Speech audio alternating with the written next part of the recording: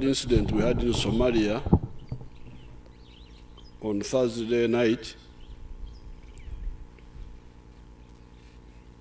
I sent out something in the social media,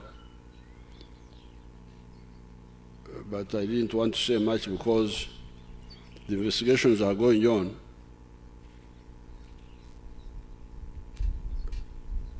But what we keep telling you,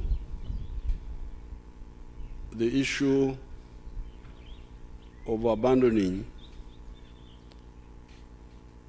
the line of the NRA, the National Resistance Army, is the one which causes all these unnecessary delays and in some cases setbacks.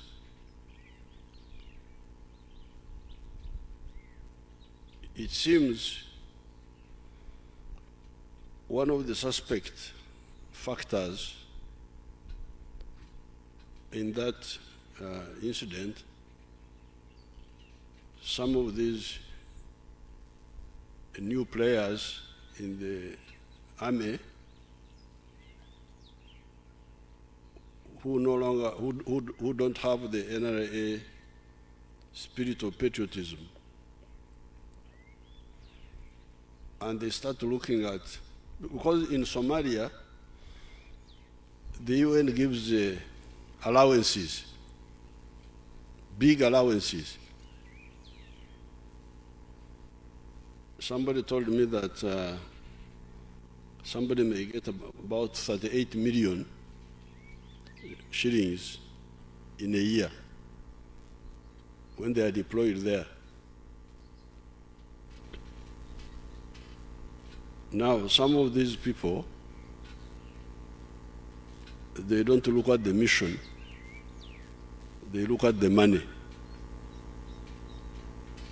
So, but the investigation will go on and see, but one suspect thing is that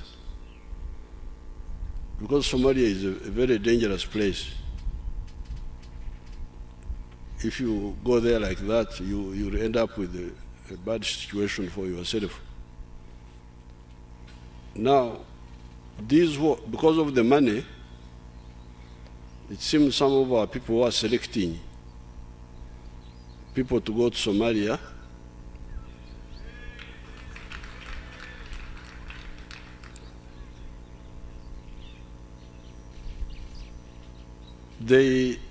They don't do what we were doing at the beginning, apparently. I was not following. Because in the beginning, we would get combat units, brigade, this. It goes as a brigade, and that's the work. That's how they defeated Alshabab in all those areas, in Mogadishu and all over. We've never had any big problem with Alshabab because we are very capable. So they go as a fighting unit. But it seems at some stage, some of the people who organize, they put these bodyguards, secretary, I don't know what do you call them, these who are around here, personal assistant, I don't know what. They put their names there,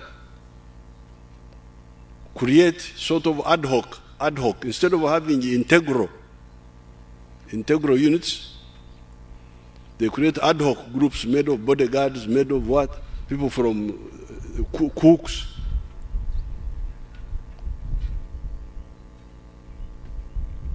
They say this is now,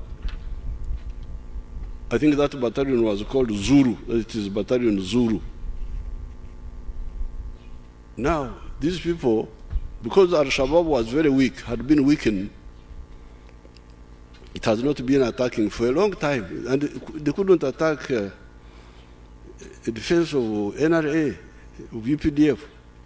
It is suicidal. But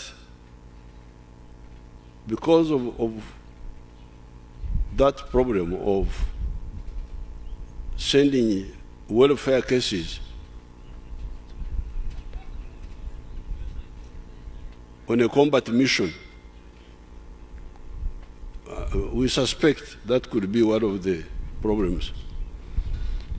Of course, there can also be other problems,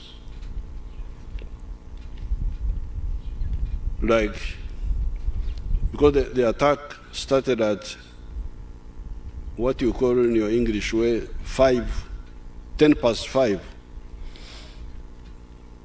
when it was still dark. Now, if people are not well prepared, fighting in the dark can also be another problem.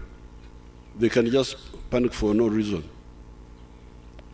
And yet, there is a way we fight in the dark, it's a well-known way. But Alshabab will pay.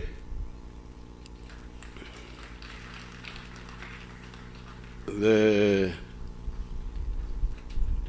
Americans, we don't have big support forces there, like Air Force and long-range artillery and so on. They have light equipment, which was doing well. But the Americans have some UAVs there, which should help, but I don't know what they are doing. They came for a little while and then went back.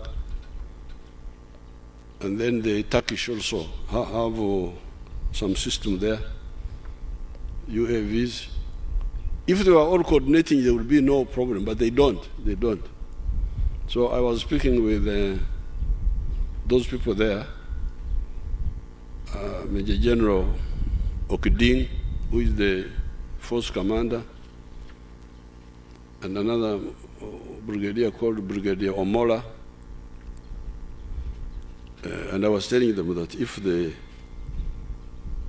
Turkish and the Americans don't want to support our ground forces, we shall support them ourselves. We shall find a way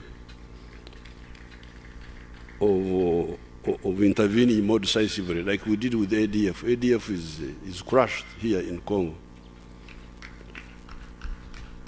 But this business of not listening to the NRA, because Uganda would never have come up to here if we had the mercenary attitude of selfishness, of money, of what.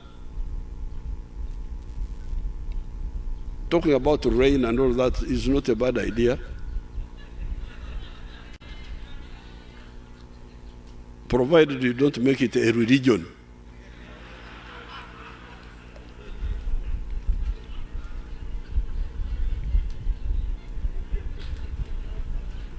If you are a rainmaker, but for particular times, when the drought is very serious, then something.